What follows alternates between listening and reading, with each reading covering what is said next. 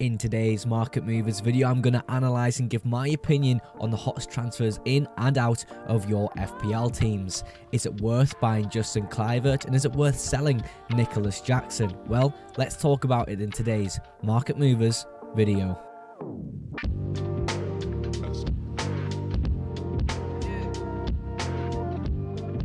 Justin Kluivert is the most transferred in player ahead of game week 23, with over 300,000 managers bringing him in to their FPL teams, and you can understand why that is when we look at last week's score against Newcastle.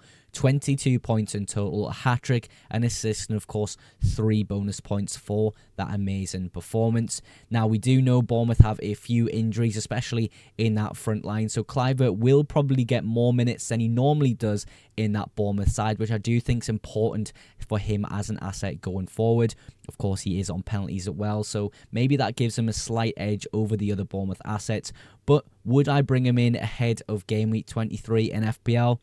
I don't think I would, and I think the main reason for that is because of the next two fixtures. He has Forest at home, then Liverpool at home. Yes, I will give it to Bournemouth. They do have 2 home fixtures, which normally is pretty good for Bournemouth. They do play quite well at home, but still, those 2 teams, Forest and Liverpool, have really great defences. So perhaps it will be difficult for Bournemouth to break them down and eventually get attack and returns from the likes of Kluivert and maybe some other assets like Semenyo. I think the true entry point for Justin Kluivert and other Bournemouth assets is actually game week 25 when they play Southampton away from home. And we know the hauls that players have been scoring against Southampton in recent weeks. So for me, in game week 23, would I bring in Kluivert?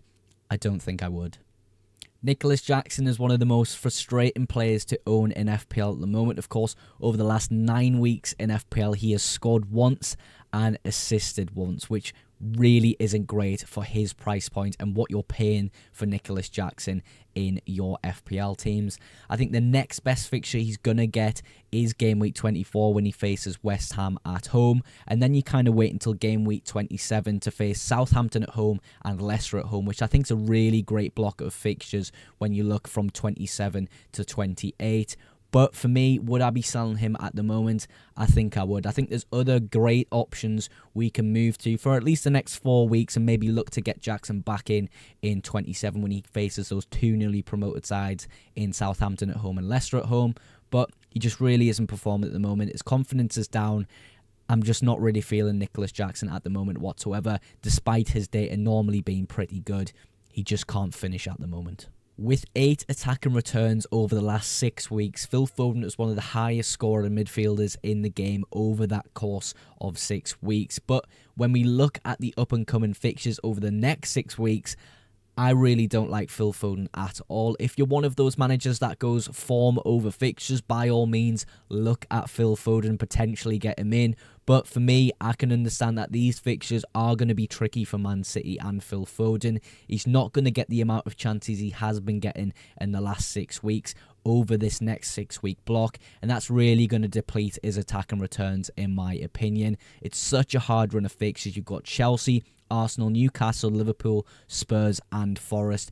Very, very difficult run in the Premier League. In fact, it's probably the worst run for any team in the Premier League over the next 6 weeks. So for me, I would avoid Phil Foden. Now, when it comes to Gabriel and Arsenal defensive assets in general, you can understand why people are starting to sell those type of assets. But for me, Gabriel is the one I would keep out of the whole lot of them. And yes, it's difficult to say so when they haven't had a clean sheet in 4 weeks, but with the fixtures coming up in the next few, they're actually not too bad for Arsenal. For example, Wolves away from home, I think is a great fixture for Arsenal. Yes, it's followed by Man City at home, but you could look to bench Gabriel for a double game week defender at that point. Then it's followed by Leicester away from home and West Ham at home. So I think over the next 4 weeks at least, you've got 3 fixtures there which you can definitely get some usability out of an Arsenal defender, and especially Gabriel in my case. I think if you've got double Arsenal defence, I think Gabriel is the definite one I would keep out of the 2. A player like David Raya, of course William Saliba being injured, is definitely a sell. But for me, over the next 4, 3 of those fixtures look good. I would personally keep a hold of Gabriel. Now, we can start to see trends in the FPL market with who players are buying. And of course, Liverpool assets are up there with the most transferred in players in the game. And it's understandable why when you consider double game week 24 is next game week. And of course, we have a great fixture this week for Trent and Liverpool with Ipswich at home, of course, followed by Bournemouth and Everton away from home in the double. And then in 25, Wolves at home. Would I say Trent is an absolute must-buy for game week 23? I would say no, he's not an essential player. But if you have the money to reach up to Trent as a defensive asset, I would definitely consider him as an asset. With the likes of a Konate or a Virgil van Dijk, are you going to get the attacking returns that Trent can produce for Liverpool on his day? I just don't think you are. But you are playing a slightly more premium price point for Trent Alexander-Arnold. And for me, in my personal squad, I own Trent rather than the other two of Konate and Virgil van Dijk, because I think the upside and the ceiling that Trent has in these fixtures is a lot higher than those other two assets. So for me, in game week 23, I would definitely consider buying Trent Alexander-Arnold. Of course, there is no surprise that Cody Gakpo makes it onto this list. We know that Liverpool have that double game week in 24, and of course, that double game week is sandwiched with two great fixtures of Ipswich at home and Wolves at home. 4 fixtures in the next 3 game weeks. It's really hard to turn that down and go for the triple Liverpool or even the assistant manager chip. I think where the conversation lies with Cody Gakpo and potentially other attacking assets like Diaz and Darwin Núñez is, what is the allocated minutes going to look like?